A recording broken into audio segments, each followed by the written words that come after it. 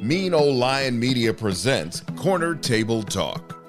So welcome everyone to this week's Corner Table Talk. I am your host, Brad Johnson. I've been hearing the term food desert often in the last several years to bring attention to the lack of healthy food options in less affluent neighborhoods around the country. While at Post and Beam, I was interviewed and asked about our decision to open in South LA and our concept. We had a garden on the patio. We were growing tomatoes and squash and herbs, and the term food desert was mentioned in reference to our location. It was my first time hearing it. I understood the intent behind the term, but also felt it necessary to acknowledge the many mom and pop places that had been serving South LA for years. Places like Mel's Fish Shack, Harold and Bell, Simply Wholesome, and Doolin's. They were all nearby. Yet I also understood the lack of healthy, fresh, and affordable food in some hard-hit areas and an overabundance of fast food places. In 2016, I read an article in the New York Times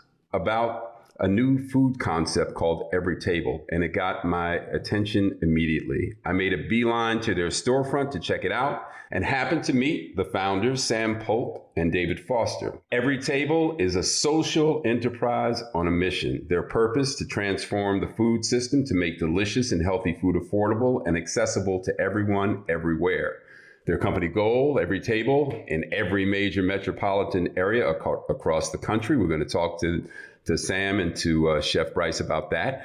Having gotten to know the founders, I've really come to admire this company and the people who work there. Of course, it flows from the top. So my guests today are Sam Polk, founder and CEO of Everytable. Sam is also an author, the book For the Love of Money, chronicling his journey from Wall Street to advocate for food justice and an equitable world.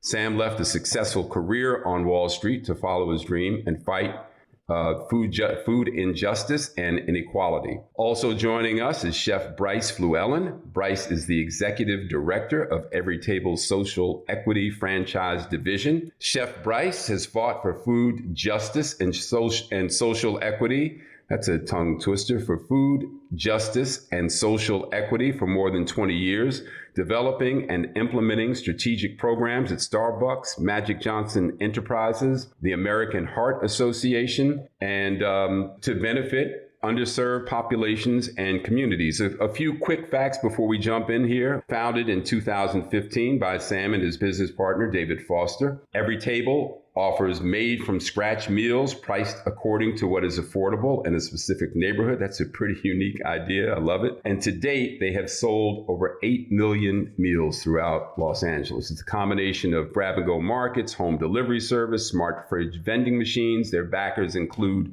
Kimbal Musk, Shriver, Gwyneth Paltrow, Tom's Social Enterprise Fund, the Kellogg Foundation, the Annenberg Foundation, and the California Wellness Foundation. So they also secured $1 million on Shark Tank back in 2018 from Rohan Oza, who is also known as Hollywood's grandfather. So just a really, really impressive endeavor and off to a phenomenal start. Really, really pleased to have both Sam and Bryce join me today. So Sam, Bryce, welcome to Corner Table Talk. Thanks, Brad. Great to be here. Yeah, thank you, Brad. Great to have you.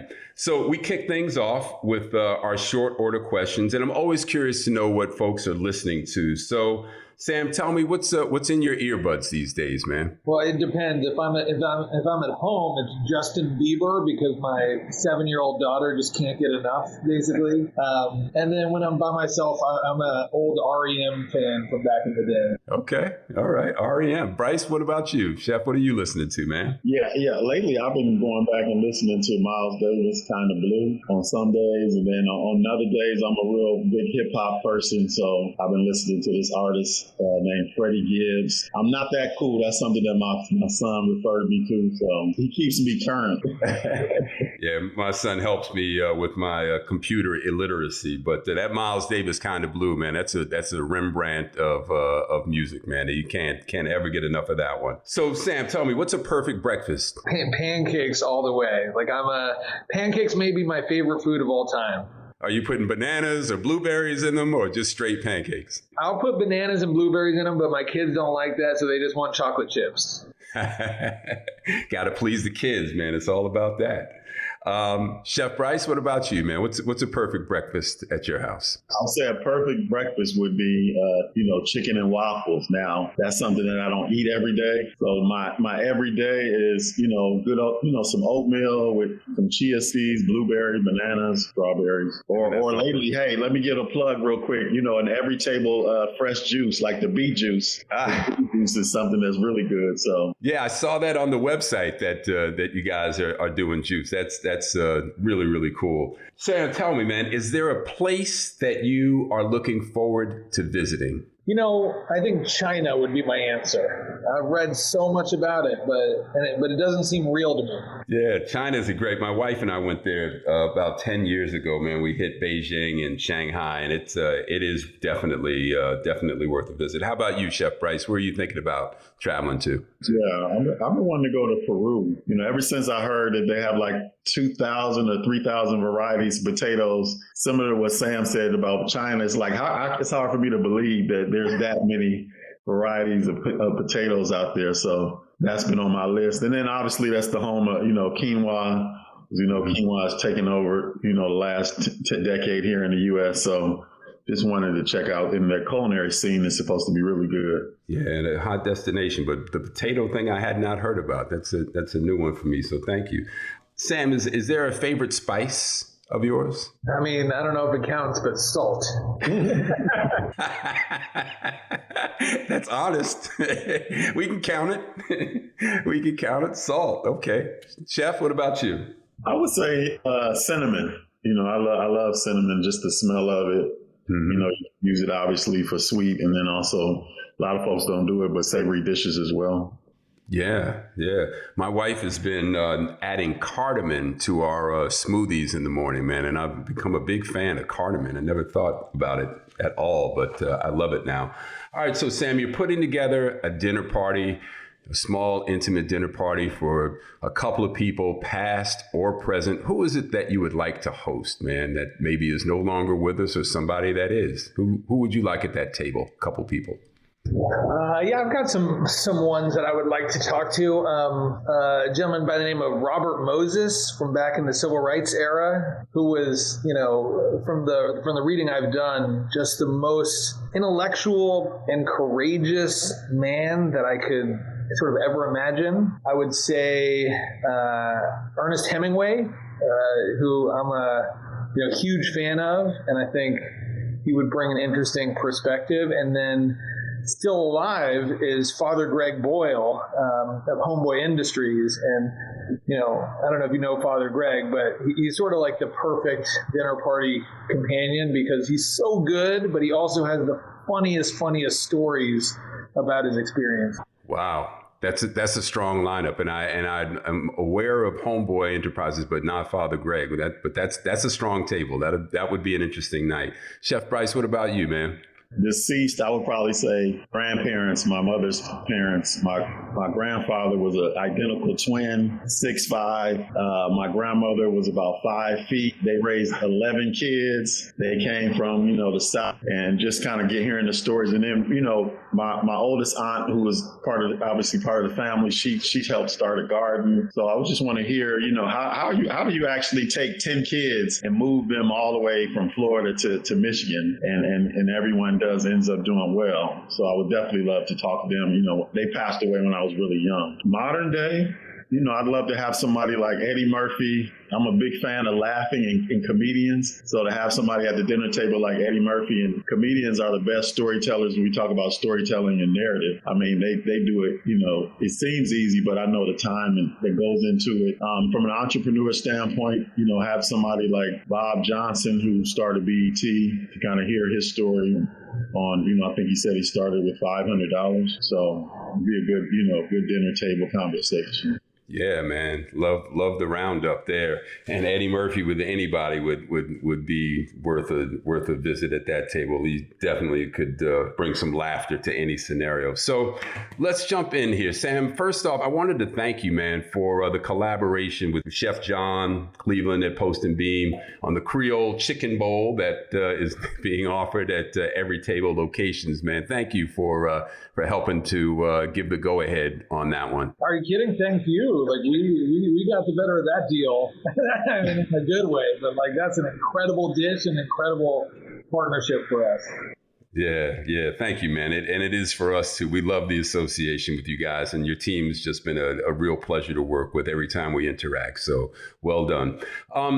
So look, we're coming out of a crazy year plus, right? I mean, 2020, even into now 2021, this is just unprecedented with all that we've endured and seen go on and continues. I mean, we can turn away from the news a little bit more these days, but now it's vaccines and variants that, we're talking about. So Sam, in looking at your model for Everytable, it seems like the perfect model for the time. And I know that you got heavily involved with the city providing meals for the elderly and homeless, but set that up for me a little bit. How does the Everytable model fit the demands of what we've experienced lately? And you were ahead of that. So, I mean, you must have been thinking about something before the rest of us were. Yeah, I would say the two big topics are food and inequality. And so on the food side, we're sort of at the end of a 50-year failed experiment on how to build a food system. And what I mean is, 50 years ago, the food system was just starting to industrialize. In a lot of ways, the modern food system is this huge achievement where we solved for convenience and price and taste. And I'm talking about all the things in the grocery store, the corn pops and the Fruit Loops and the ice cream, and also the fast food, the McDonald's and Taco Bell, etc. Like, say what you will about them, but they are convenient, super cheap, and really delicious. The problem is that we did this without any understanding of how this was going to impact our health. So what has come with this food system built around junk and processed food is sickness across the board. I mean, some of the worst, basically the worst health crisis in mass that has ever been seen. And so there's a big movement that Everytable is a part of to really replace the food system with what it should have been in the beginning, which is, creating the same things, tasty food, super convenient and super inexpensive, but made with full, fresh ingredients so that it's healthy. That's one thing. The second thing is inequality, where this is a country that was built on this idea that anybody can come in and work hard and take risks and really become something and make something of themselves. And, for a long time, it's sort of interesting when you think about how race is a factor in that, because, for our entire history, that wasn't really available to Black people and people of color. But it certainly was available to the rest of America. But now, because of this crazy rise of effectively aristocracy, which is, entrepreneurs who make so much money, and, the people that work at McKinsey, and, there's just no longer social mobility for anybody. And that is true for people of color. That's also true for sort of the rural or evangelical sort of white community, the conservative community, which in my view is sort of like what's behind this, rise of Trumpism. And so you've got this sort of like perfect storm of inequality where it's not working for Black people and people of color, which it hasn't for so long. And now it's also really not working for anybody unless you were born into the most affluent neighborhoods and you can afford these private schools and you go to Harvard and then you get an internship at Goldman Sachs. And so Everytable has really created a company that is a solution to both of these things, which is, both creating a food system that works for everybody made of healthy, fresh food, but also a pricing model that is inclusive of everybody so that, right now, sort of healthy food has become a luxury product, and Everytable is creating a system where, this isn't just for food deserts, or it's for everybody, but the differential pricing means that it's inclusive of everybody. Wow. Yeah, you said a lot there. Before we go further, I wanted to just kind of go back for a second to what you were able to do during the pandemic, Sam, because that was just incredible. I mean, you scaled up.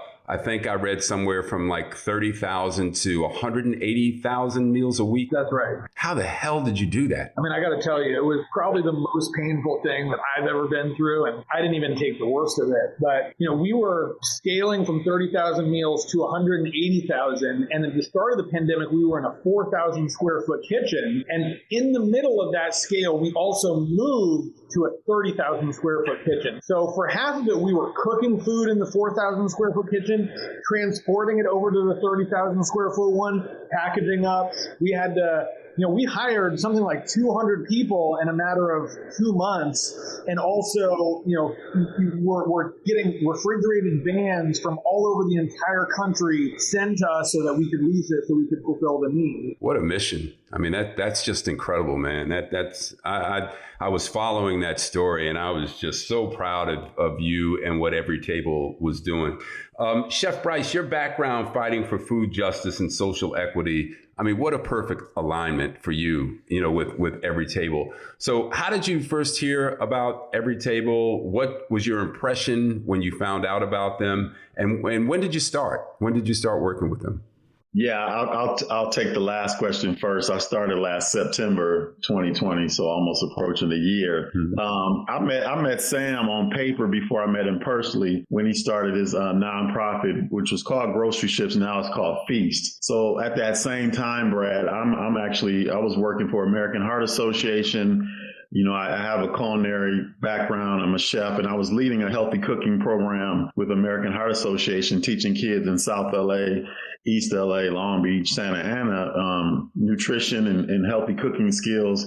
So one of the schools where we started the program at first was Manual Arts. So ironically, one of the administrators there sent me a paper and said, hey, this organization called Groceryships, they want to use one of our bungalows for a nutrition education program. You're in the culinary world. I trust your opinion. What do you think?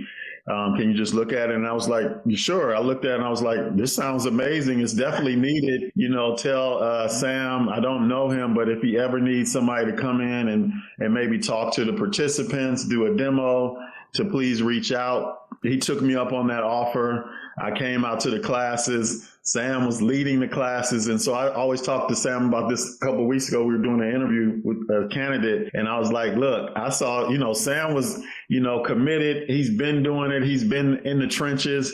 So sometimes when people see somebody, later on, they think, oh, they haven't really put in the work. But, he was in there putting in the work. And so we built a relationship there. And then we served on the LA Food Policy Council leadership circle here in LA and just built a friendship there and sat on a couple panels. And so when I heard he was starting at Everytable, I was like, hey, this is amazing. So glad. I've always said that someone needs to create a model where you can get healthier food in underserved areas at an affordable price. So I'm glad you did it. Then I started stalking him from there. Like, hey, you need any help? Hey, what do you need? Hey, let's talk. And I'm still trying to figure this out. Let's just talk what you're thinking. And so we just kept in contact. And then last year, ironically, you talk about the pandemic, in the middle of the pandemic, I was, thinking about my next move, whether it was going to be with American Heart Association or whether it was going to be someone else.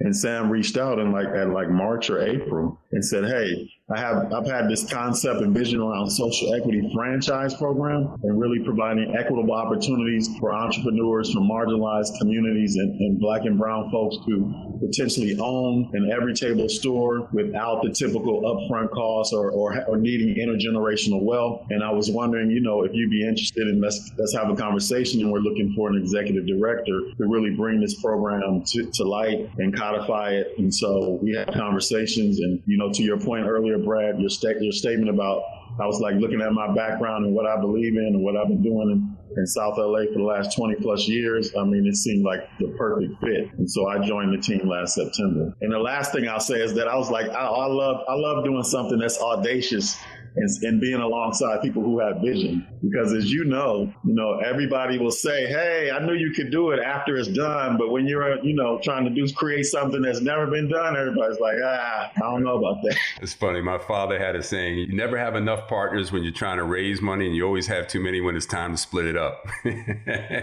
Oh, I love that. Yeah, that's fantastic. And Chef, I want to come back to the program, because I love it, man. And there's some questions I want to ask you about and dive into that a little bit. But first, I want to segue over to Sam and dive into your book, For the Love of Money. I'm sure the title got the OJ's attention. I love it. But so let me read off a couple of things that have been said about the book, and it really kind of helps to tell your really interesting journey, Sam, and what led you to make the moves that you made, which I think are a pretty interesting tale. So, For the Love of Money brings you into the rarefied world of Wall Street trading floors, capturing the modern frustrations of young graduates drawn to Wall Street. Polk's raw, honest, and intimate take on one man's journey in and out of the business really gives readers something to think about. That's CNBC. It's compellingly written, unflinchingly honest about the inner journey Polk undertakes to redefine success. That's Forbes. Vivid, picturesque, and riveting. The New Yorker. I mean, that's some pretty high praise, man. So talk to us a little bit about the book, and I also want to understand a little bit more about your background, Sam. Where did you grow up, and what led to the start of your career on Wall Street? Yeah, so the book sort of takes you through this journey, and I think what's sort of interesting, at least to me, about it is that Wall Street was a place that I went to sort of solve a problem that I grew up with, which was that we grew up sort of lower middle class in Glendale, but my mom was a nurse practitioner. My dad was a salesman who was sort of trying to start businesses. And so we were always sort of on the edge financially. And so, there was plenty of times the cable would get turned off, or, we didn't have the number of cars that we needed, or, stuff like that. And so for me, I grew up with this tremendous amount of insecurity about money. And I remember when I was a kid, at some point, I just said, you know what, I'm going to find some job that will allow me to make $100,000 a year, no matter what, because that's what I need so that I can feel safe and secure. And so then, I got into Columbia, sort of, I don't want to say a lucky break, but really had to work for that. And then, from Columbia, I went, I started to realize that all these big Wall Street firms were recruiting from this school. And so it was almost like, it's sort of like this American dream that I was talking about. It was almost this step up in sort of class from where I was to this future where all of a sudden it was totally normal to make $1 million a year. In fact, if you made $1 million a year on Wall Street, you were not doing so well. The guys that were making $100 million a year that you were trying to get to. And so for the first sort of several years of my adult life, I climbed that ladder, and I climbed that ladder really fast. And it was only at the end of that I started to sort of second guess this whole structure. And, the stuff I talked about with inequality, I basically realized that that's what I was sort of part of. And it wasn't that I didn't like the money, or I didn't, but it felt like there was something wrong in the system, and it was okay that I was benefiting from it, but it wasn't something that I wanted to do for the rest of my life. Interesting.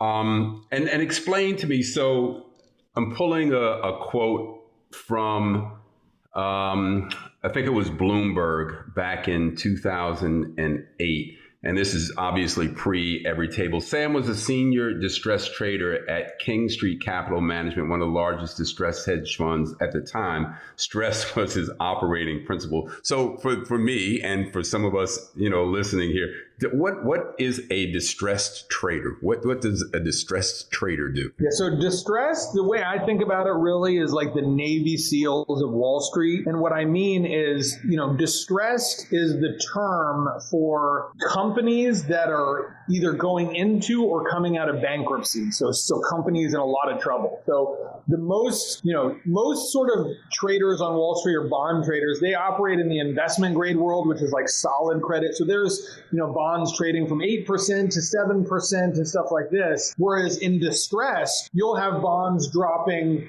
70% in 2 days. And so, there's this term that goes around about getting your face ripped off, and you're getting your face ripped off, in every sort of week, basically. And so learning how to be a distress trader is both learning how to deal with the crazy volatility of that, but also coming to understand the bankruptcy process and all the sort of behind the scenes negotiations about when a company goes under, who gets that value. And real fortunes are made. You think like a bankrupt company is like it's the end of it, but actually in a lot of ways it's just the beginning. And if you can buy the company at its lowest price, then you can make a fortune. So for example, like Lehman Brothers, everybody knows Lehman Brothers went bankrupt. What they don't know is there was a huge credit derivatives auction of all of the Lehman Brothers bonds that cleared at 8 cents on the dollar. And those bonds ended up 2 years later being worth 50, 60 cents on the dollar. So if you were able to buy it then, you would 8 times your money in 2 years. Wow. Well, so so 2008, Bear Stearns goes down, Lehman Brothers goes down. You said the structures we thought were stable were disappearing in front of our eyes. You left the company in February of 2010, frustrated that while the country was suffering from job losses and foreclosures, your coworkers were worried about their bonuses. But you're on Wall Street, so that can't come really as that big a surprise, right? I mean, that's the environment you're surrounded by. But what made it at that point, Sam? What clicked for you that started to make it distasteful? What something shifted for you? Yeah, there were two things. One is this idea of a sort of meritocracy. So I was so proud of having gotten into Columbia, and then so proud of having made it onto Wall Street, and then moving up the ladder of Wall Street. And what you're told over and over is you're the best of the best. And this is all about sort of meritocracy. And then sort of like the rest of America, I saw the 2008 crash and financial disaster that it really was caused in a large part by the banks themselves. And then you sort of saw how power worked in some level, where the banks were responsible, but they were the ones who got bailed out, and everybody was taken care of and actually made plenty of money during the whole thing. And so I started to be like, what's the point of this? Like, if it's a meritocracy, great. I like competing. I'm an athlete growing up. But if it's not, then it's really just an aristocracy. And then at the same time, I was reading Taylor Branch's 3-part series on Martin Luther King and the Civil Rights Movement. And not only was I just captivated and blown away by the courage of those activists, but, the structural problems that they were fighting were still very much in effect. And, King in the last years of his life was, went from not that he changed, but went from a civil rights activist to an economic rights activist, and started saying, what's going on? Like, poverty is the greatest form of violence, and where is the opportunity? And so I was sort of faced with this truth, which was that I was part of this power structure that wasn't a meritocratic world, and I didn't believe in that. So what was the point of trying to get to the top of this world that I didn't sort of believe in anymore? So diving into Taylor Branch's trilogy, right, and gaining some knowledge, maybe I'm sure that you are aware of the civil rights movement and Dr. King, as most of us were and are, but that gave you a much deeper understanding. And is that where this idea that there was something bigger for you to do that was more soul serving than what you had been doing, did that come from the experience of diving into Taylor Branch's work?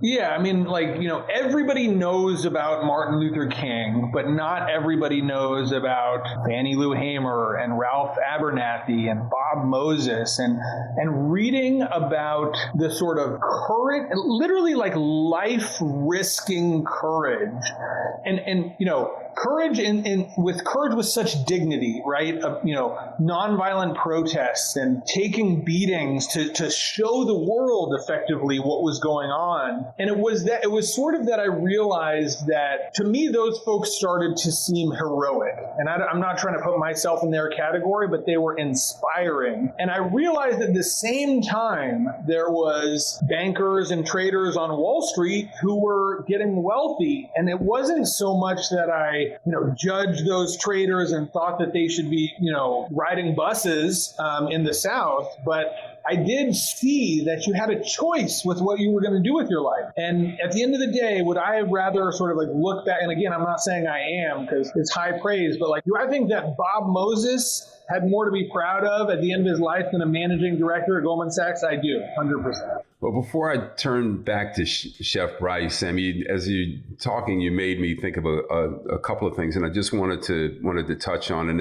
it's I guess kind of a question, but more of a thought, and maybe you can finish it for me. You know, given what we've seen this last year, and I did a lot of reading about the income gap and the wealth gap, and you know what even Bob Johnson, Bryce, you mentioned him earlier, had finally come out and said, you know, he was in favor of reparations, like it was going to take $14 trillion or something like that, you know, to start to close that gap. And, you know, Sam, you come from not a wealthy background, right?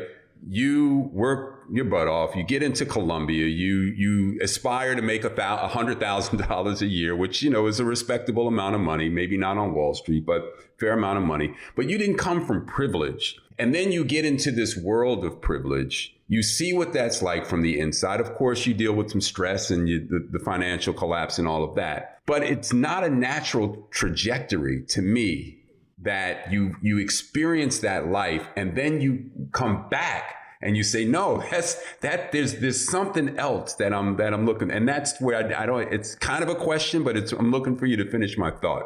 The answer is that I wanted it all. You know what I mean? Like the problem with being a hedge fund trader for me, and I could see, like, you know, it was almost like I was working at this distressed hedge fund, King Street, which is still the top 15 largest funds in the country. And I was working literally every day, sitting 10 feet away from these two billionaire partners. And so it was almost like the fantasy was sort of revealed, and I could see them, and they weren't terrible people. It wasn't that. It was just that what they were doing with their lives was sort of moving money around. And to me, there wasn't any, I don't know what the word is, inspiration or value, like true value in that. And so I left Wall Street, and for a time, it was sort of like I forswore all of that, and I just focused on nonprofits. And then when we sort of started to think about Everytable, it was really like I was sort of integrating the sort of two parts of me, where it is like deep in my bones to care about social justice and really, I remember Tavis Smiley, who, you know, was an early board member for Everytable, you know, made this comment once that he thought justice was wanting for everyone else's kids what you want for yourself, what you want for your own kids. And I thought that was 100% right. And so that is deep inside of me. And at the same time, I do have, and actually I'm an increasingly growing sort of respect for the American dream and capitalism and entrepreneurship. And so I guess I just wanted it all. And in some ways, like, I feel like lucky in that regard, where, you know, I have this job now that I wouldn't trade for any other job in the world, because if we do realize our audacious vision, as Bryce calls it, then I will be rich and I will have that privilege that I talked about, but at the same time, we will have created a more just and equitable world. And sort of unlike the Wall Street that I left, if it doesn't work, I get nothing, and we all get nothing, and, you know, we'll be fine. But there is that sort of like elemental risk with it, which makes me feel more fair and like I'm doing something that matters. Well put, man. Thank you for that thought. So, Chef Bryce, and by the way, my wife and I are huge German Shepherd people, and I have seen you with your beautiful black German Shepherd. Many of your pictures posted on Instagram, and we actually had a black German Shepherd that passed away several years ago. Just a beautiful dog. I think he's about a year old, is he now? Yeah, just a year. Name is Cosmo. Still tearing up everything. Still, you know, running around like, what can I tear up next? You know, but you know, sweetheart. Those dogs are sweethearts, and they're, you know, as you know, they're extremely intelligent and loyal. Oh man, and just the best companions. I saw you posted a picture of you and the dog on the beach in Malibu, man. And some of my best times were just walking my dog, the hikes we took. You know, I mean, that's just a very peaceful state of mind to be in, the connection that you have. So we don't, you know I don't take advantage of the beach enough. And so it was like one of those times, like, I got an hour, let's just go out there and hang out for a minute. And the thing about it is, like, exercise and just being out in nature, like a lot of the issues that you, or things that you may be thinking about at work that you want to solve, it'll click in your head and you're like, oh, okay, yeah, now that makes sense. So we all need that space. No question, man. Environment definitely can, change whatever you're thinking, whatever you're feeling. You change the room and you can change the space and you can change what's in your head. So getting outdoors is a great thing. So Chef, you're a native of Michigan, and we'll call it Ann Arbor adjacent, since you mentioned a couple of cities nearby. You attended the HBCU, Howard University, fantastic school, as well as culinary school once you landed in LA, and you work with some pretty big names, as I mentioned, Magic and the like. So tell us a little bit more about your background. What was your major at Howard, and how and why were you drawn to the work that you have ended up doing?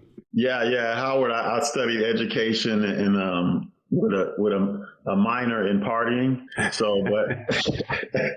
networking and interacting. And so ironically, Brad, like my second job in college was at a restaurant, and it was called Trumpets. It was owned by, speaking of entrepreneurs, it was an older black lady named Shirley Kavanaugh. It was in DuPont Circle. I don't know if you're familiar with DuPont Circle area, Northwest. It was below level. It was a jazz soul restaurant, and I had a friend who came over to my apartment one day and said, "Hey, I'm working at this restaurant," and I was watching TV or something, and I'm like, "Yeah, like, so how much money do you make?" And he's like, "Man, we make sometimes $600, $700, $800 a night in tips." And I'm like, "You got to be kidding me." He's like, "Yeah. Like sometimes $1,000. He's like, "Have you ever worked at a restaurant?" I was like, "No."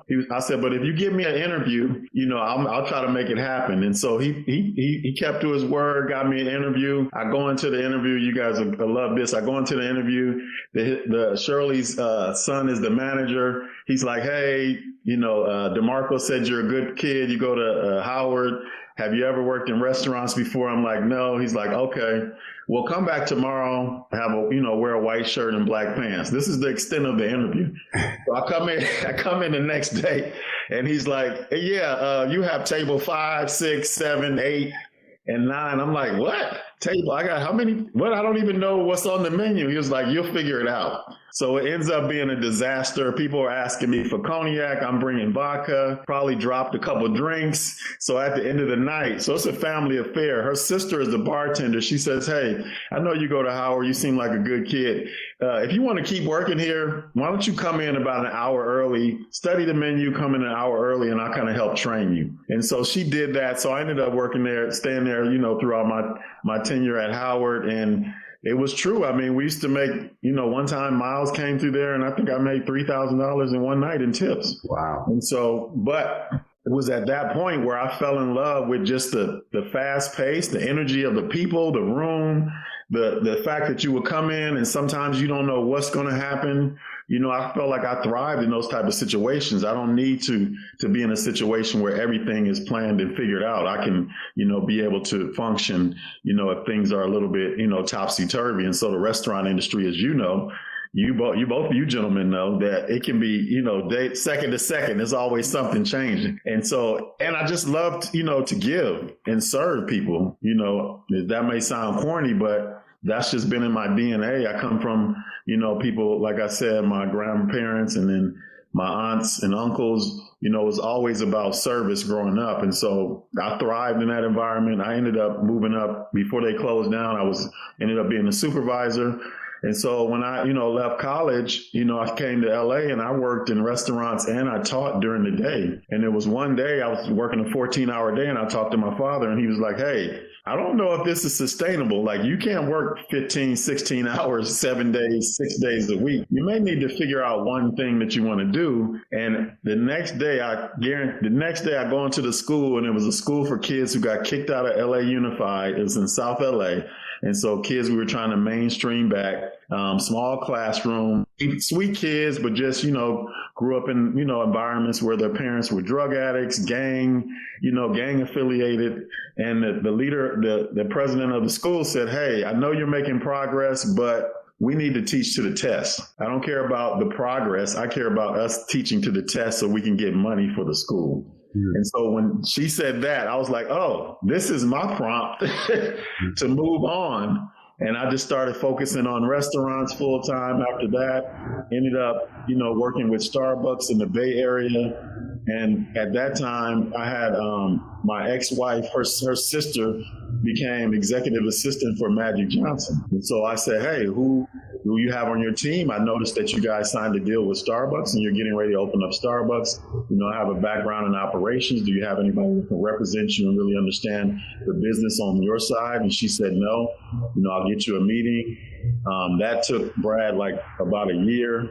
One day she called like on a Friday and said, hey, Magic said he wants to meet with you tomorrow morning at 9 o'clock in LA.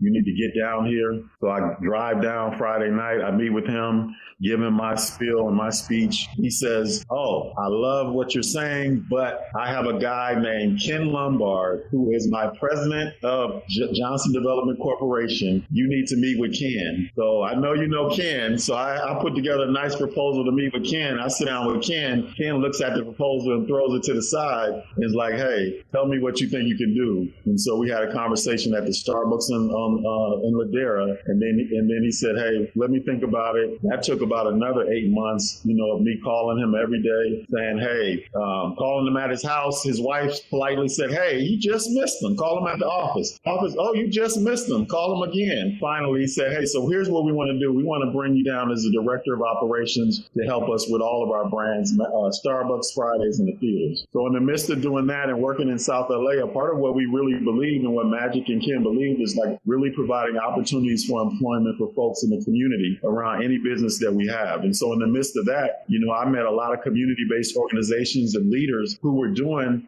God's work, I call it, getting people jobs who have been, formerly incarcerated, or people who just have been down on their luck and they just need a break, right? And so doing that, I was like, I love doing that. I love operations, but I really love, giving people opportunities so they can grow and take care of their families. What Sam talked about, wanting what Tavis said about wanting what you want for your kids, wanting for others.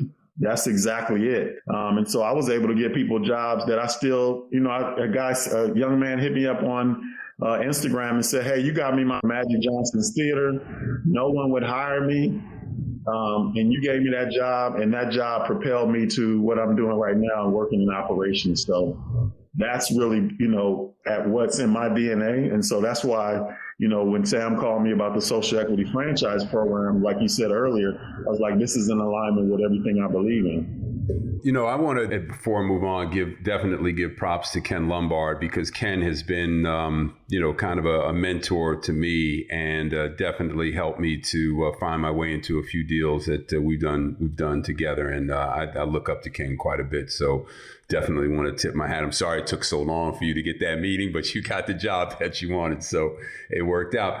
By the way, me too. I don't know if you know this, but Ken Lombard was a very early advisor to Everytable. That continues to be. I think I knew that, Sam, but is he on the board currently? He's not on the board. He's on our advisory board. So I want to talk about this social equity program because, as a business owner myself, I know the barriers to entry, right? The financial challenges. And when you talk about opening a restaurant, forget it.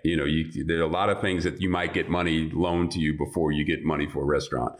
But, when you talk about putting people in business, we sold Post and Beam to John Cleveland and Ronnie, his wife, and we made a very doable deal for them. We still own Post and Beam, the brand, but they operate that location. And it was really important to me to be able to set up a young entrepreneur of color in business. And he had a running start, and we were his training wheels. We still counsel him. So with the program that you guys are doing, obviously, if you're putting people in business that haven't had a lot of experience, it's got to come with some training. So talk about the program a little bit. Tell me about the kind of training wheels and mentorship that you offer so that folks have a running start at success. Because you're talking about something, Sam and Bryce, that could change generational experiences for people. So expand on that, Sam or Bryce, whomever wants to jump in there. I mean, I think, Sam had, like I said, Sam had this vision in 2017 or 18, Sam. And so to your point, one of the biggest barriers of entry, into particularly the restaurant business in general, but let's talk about specifically the franchise industry is, that access to capital, traditional capital, and that intergenerational wealth where you have some, invest in the business. So it's really about, which was really unique in what we've done and transformative, is Sam did a lot of research and really looked into the philanthropic world and said, hey, foundations have at their disposal, a lot of them billions of dollars, and they have a vehicle called PRI, which is a program-related investment, meaning that they can invest, up to 5% or so, I think, of their assets into a company. It doesn't have to be a nonprofit. It can be a social enterprise, for-profit company if it aligns with their mission. And so Sam went out and really sold, a couple of foundations on what we were doing in Everytable, but also social equity franchise program. And so we've utilized those investments to eliminate that barrier of entry for entrepreneurs.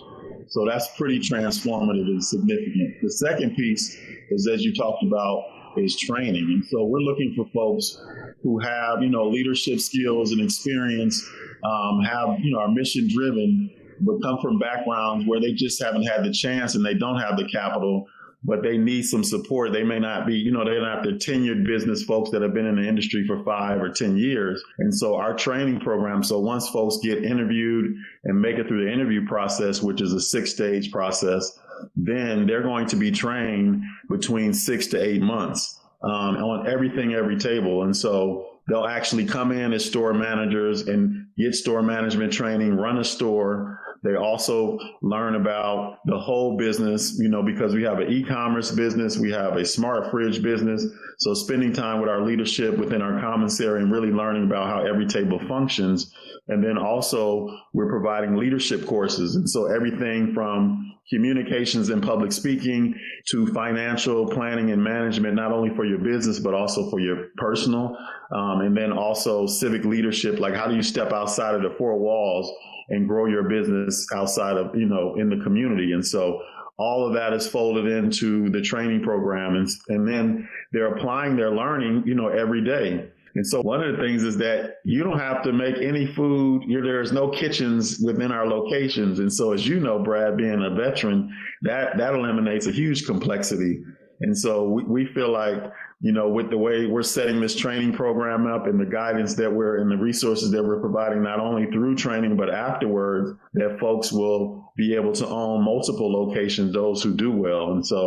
And then, on the back end, they pay us back. Our build out costs are between $250,000 to $300,000, which is pretty low. And so we have it set up, favorable terms below market interest rate that they would pay us back, over 5 years once their stores start to become profitable. And so, the long-term vision and goal, our work isn't done, to your point, until we see people who, like you said, are, become economically mobile and are able to create some wealth for themselves and their families. And so, it's a pretty big responsibility, but it's something, when Sam talked about risk, towards when you were asking about his book, I look at it like every day, I'd rather take a risk on trying to do something that's transformative, that change people's lives, than doing something that's just, individualistic, right? Well, it's that comprehensive approach, too, that you guys are taking on. Sam, what are your thoughts about the program? Is it playing out the way that you envisioned? Yeah, I mean, for me, if you talk about vision, it's, I have this vision of, whether it's a big news story or what, but about, 1 or 2 or 3 of our franchisees, first moving into, a big house in a beautiful neighborhood that they're proud of. Like, we've got Dorcia, and not to reveal too much about her life, but she's a single mom of kids, and she lives in a tough environment with a lot of violence around, and it's difficult for her children. And so, wanting to see that success is the vision. And how the program is going, I think, Chef Bryce has done an incredible job building this structure and programming. And I think your point about the holistic nature of it is really important, because, it includes how to be an operator, which is not easy. Like, it's running an Everytable, it is easier than a full service restaurant 100%, but it's still tough operationally. But then also, being an entrepreneur, as you know, means you have to think about everything. And then on top of that, there is, from my perspective, this potential for, life-changing wealth. But it's also like, there's a lot of things to think about with that as well. For one, it's like, that's not going to come right away. Like, you've got to really build this business and own this business. And, anybody who's been an entrepreneur knows what it feels to white knuckle it as you're going to bed, being like, I'm not sure this is going to make it. And they're going to have some of that too. And then if they do sort of make it into the big leagues, there's all this stuff about how to figure out, for example, one of the things I asked Orsia to do was read this book, Rich Dad, Poor Dad, which is basically like basic stuff about how to think about wealth and building your family's wealth. And so there's all of this stuff that is at play in this sort of simple, small model. Yeah, as you're talking about that, I'm envisioning, that it's just not getting the people started, and even with some training, it's ongoing, it's life changing, and it can be disruptive before it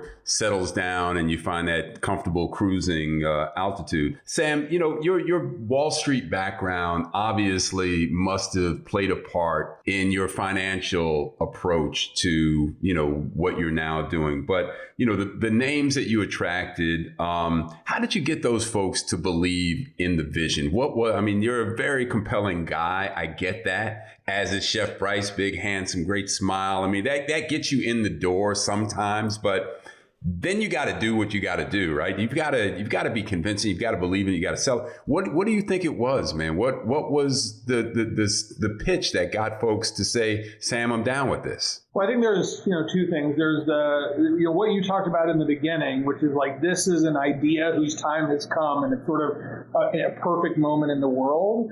But what's also really interesting, we've raised money from, pure foundations who just care about making the world a better place, to some of the most voracious sort of capitalists in the world who see this as a huge financial home run. That is the sort of answer to your question, which is that, what we're trying to solve is this huge problem of, basically, you can call it like healthy fast food, or, the next McDonald's. And there is so much good in that for the health of the world and the economic support of the world. But also, it's literally the biggest, if you think about our market opportunity versus Erewhon's a great business, right? But they're only going to be in the high. Whereas if we work, there will be more Everytables than McDonald's and Subways combined. And so that's what people are interested in. There are a couple of more questions I want to get in before we run out of time. And Chef Bryce, I want to toss this one over to you because, and you listen to Sam and he's very compelling, and you can get behind that and understand why that would make perfect sense. But then I have dealt with our community and trying to feed them. And when we tried to change what their idea was of what a restaurant should offer in the community in a Black neighborhood, we got pushback. We didn't put salt on the table. We made the portions, reasonable sized portions. There were certain things. We had a vegetable and herb garden. As I mentioned, there was pushback, man. So as you're trying to sell this idea of healthy eating, that's been, part of your MO for a long time. How do you overcome that? How do you convince people that, you can eat at Doolin's, sometimes, but you really got the balance of your diet needs to be, what it needs to be. How do you make that case? Yeah.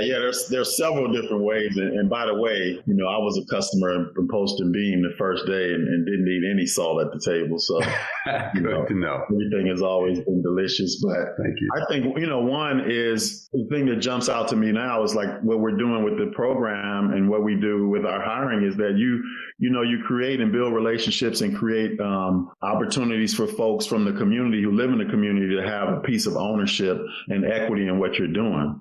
Our managers come from the community. They speak to customers every day. They're on the front lines. They've actually been able to convince people. I just had a story from one of our managers who said, a person who came by a couple times to your point and said, this looks like it's probably too healthy. I don't necessarily want to eat it. She's like, well, just try a sample. And that person is a customer, to this day, a loyal customer to this day. We have folks who come in the communities like you said, in Compton, South LA, who are saying, hey, I've been eating Everytable, consistently. My blood pressure has gone down. So I think, it's a couple of ways. I mean, it could be a longer haul. I don't think you come in and you preach to people. You don't come in and say, hey, I have the answer. You come in and say, hey, I'd like to be part of the solution, and I would like for you to come alongside with me. And then what happens is eventually, those folks who are loyal, those people spread the word. And then you build from there. You're not going to change everyone's mindset, overnight. And so, but I definitely think it's like having folks who are from the community, who are part of your team, who are in your stores, who are part of your leadership, all plays a part in building that trust, right? It takes, like you said, it takes time. I mean, I got people in my family who, in the beginning when I, first started, really focusing on eating healthier, I would try to change their mindset. There was pushback, still to this day. So it's like, hey, I know, I just push back against myself. Right. Yeah, exactly.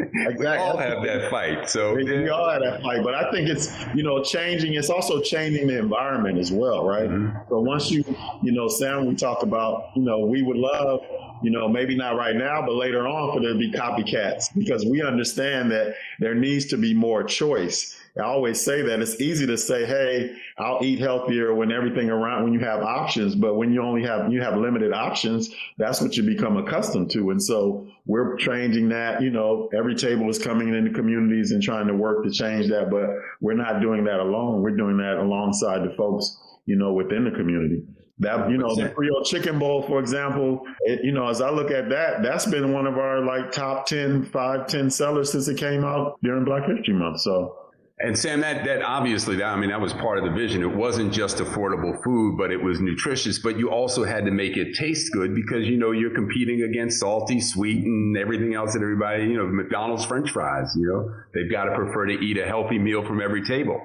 And that's the thing is you talked about Doolin's or Harold and Bell's, and these are, great restaurants that you're going to go on a Friday night to Harold and Bell's and get the fried catfish.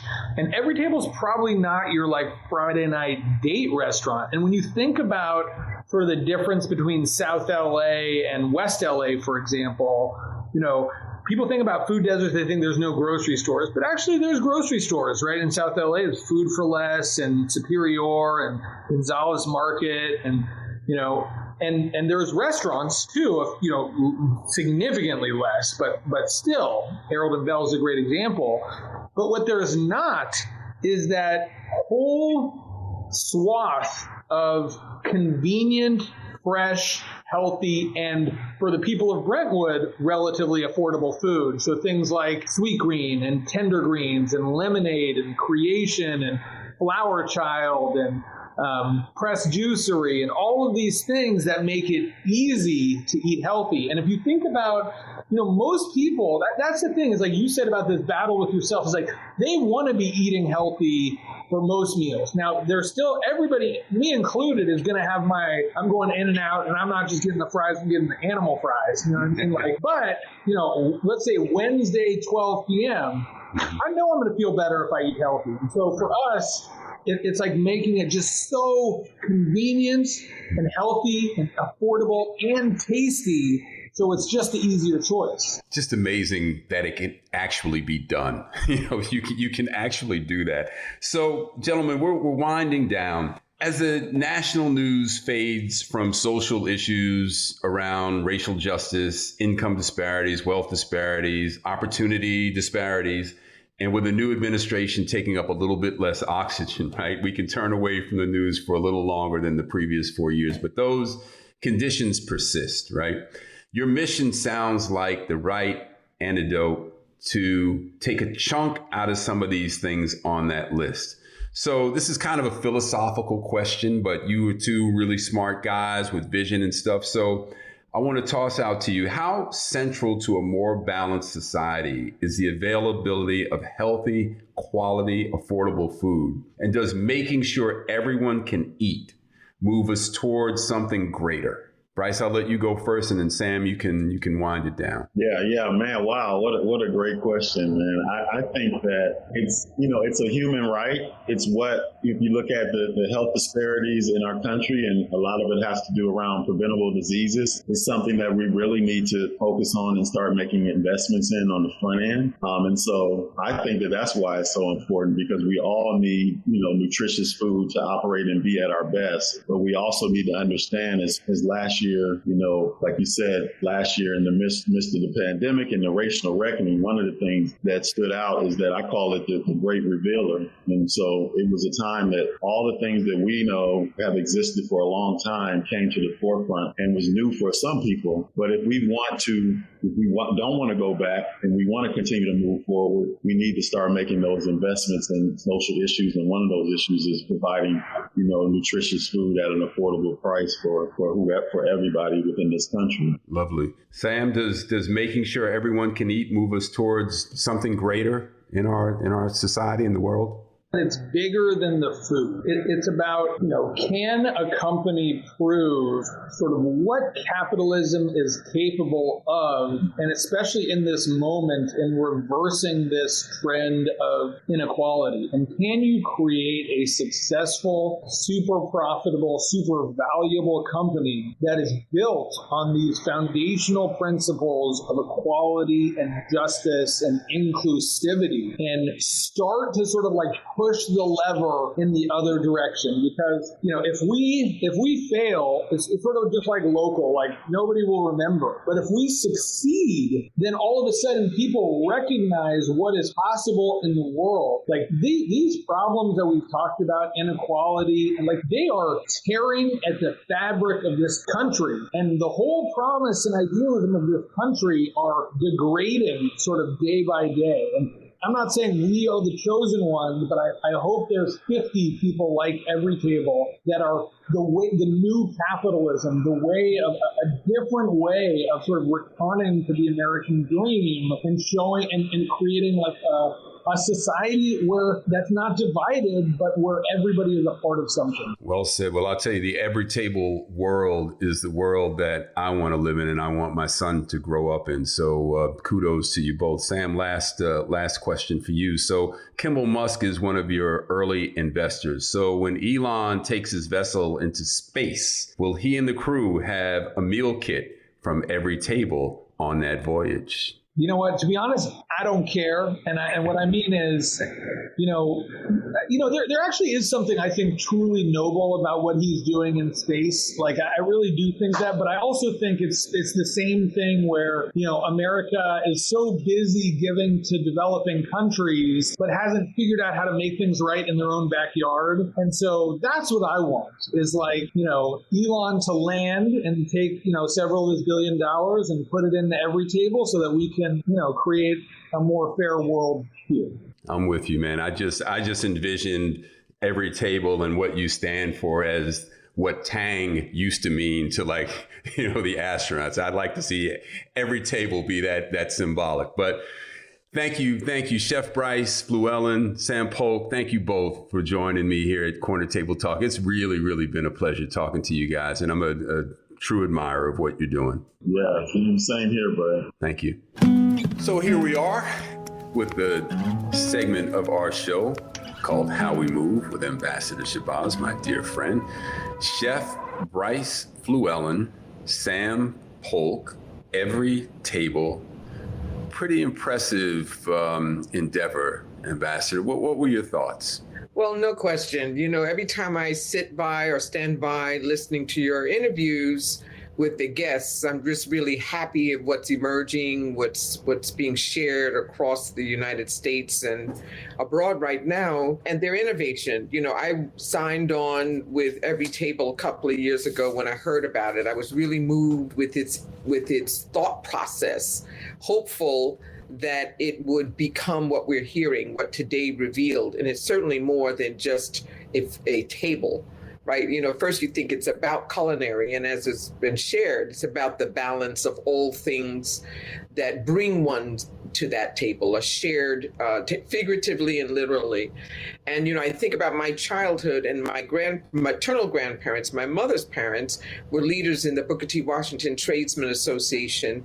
And on my father's side, it was the Marcus Garvey Universal Negro Improvement Association. And both of them were not just about social equity. It was really about economic justice and the access to all things that enabled us to be proprietors of our existence, right? But once you had that bounty, you had the responsibility to share it.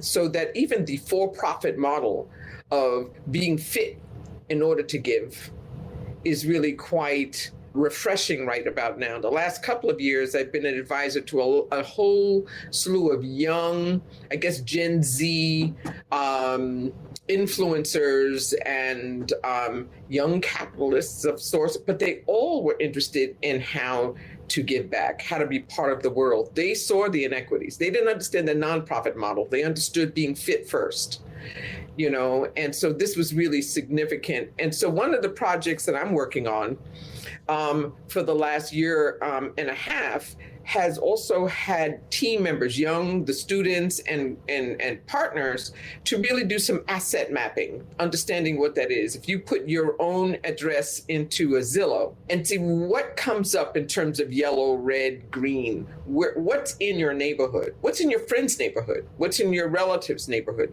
and do a comparative. Schools, in terms of education, are there stores? Why not? Why do we have food deserts? What causes that? That's also what makes an investor not consider your neighborhood. A lot of people before now didn't consider the drought to fulfill. They only went to where there was already an active population of potential revenue streams, as opposed to what Everytable is doing. So it's really exciting to hear what these two brothers are doing. It made me want to hear more and sit around them and understand their models and how they're being applied and tried, and how when I look up and or fill in, that location segment on Everytable, it's not in my zip code. So how do we get it into this zip code? I'm in Kentucky. How do we introduce this same model into an area that really is yearning to have this as a leading force or as an example? And so, I will find myself reaching out to them again to see how can we be more proactive, faster, quicker. We don't need to create new wheels if things are working. I like the meaning of the terminology, and so it meets the things that a number of my colleagues and I are working on already in terms of the structured delegations, immersions that we're planning both in the US and abroad right now, between those that are in study of those focuses as well as those who are leading and wanting to be part of these respites that include all aspects of the ministries of education, Ministry of Agriculture, Ministry of Trade, Youth and Education and Sports, all of it, because that ecosystem is essential for us to move forward. Mm-hmm. Well, where they're at the intersection of philanthropy, smart business model, fulfilling a need. When you talk about some of these underserved areas, food deserts, as they're, referred to, you're talking about companies that look at credit scores in particular neyborhoods, right? And do or don't make a commitment in those neighborhoods based on the credit score. That's the neighborhood Everytable's going into, the people who don't score highly and but are in dire need of what they provide.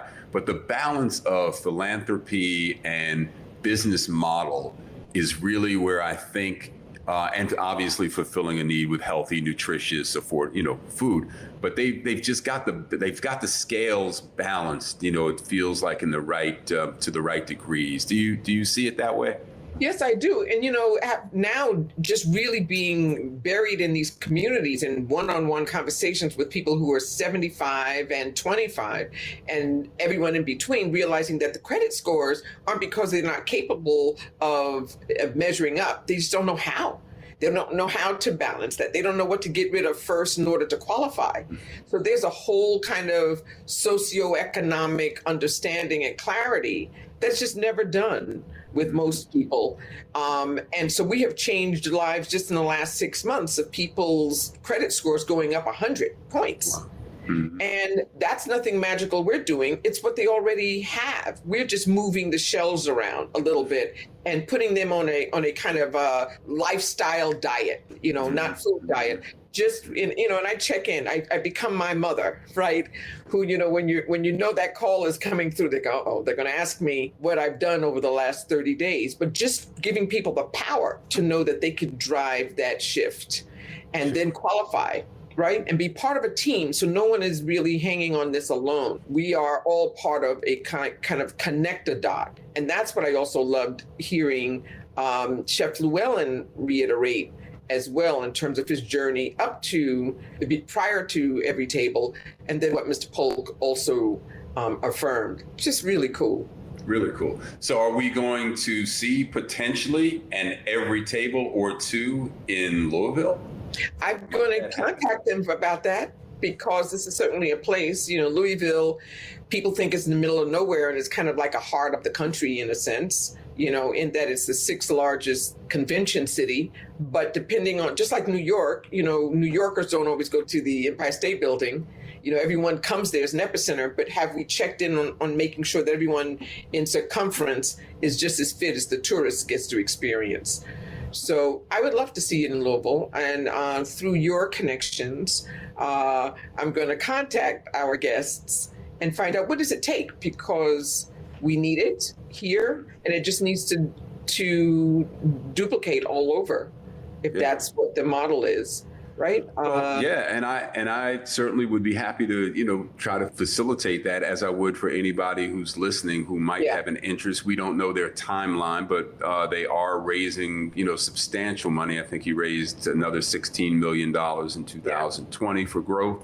So the growth is planned, and I think wherever there is interest, it would be great to know that and share that, and try to help Everytable along with their goal, because I think it's a good one. Absolutely. And every time we refer to an area as a desert, it is as if there is no one else there, right? We know that that's not so. When you move Post and Beam into an area that was once called a desert, it flourished. When Magic Johnson went into that area and put down stakes, it flourished.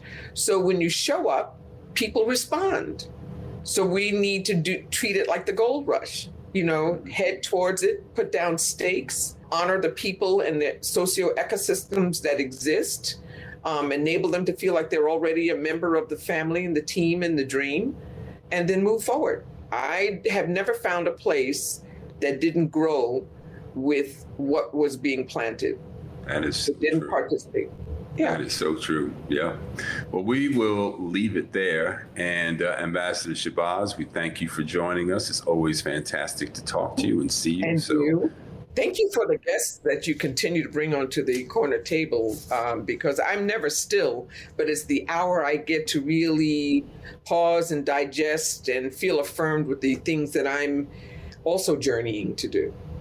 Well, thank you, and I really appreciate you being a part of this. So your insights are always welcome and enjoyed. So thank you. My pleasure. Corner Table Talk is hosted by Brad Johnson, produced by Brad and Linda Ailes Johnson. Theme music, Life Goes On by Bryce Vine. Executive producer, Ken Johnson. Find the Corner Table Talk podcast wherever you get your podcast. Follow, subscribe, rate, and leave a comment. Corner Table Talk is a Mean Old Lion Media production.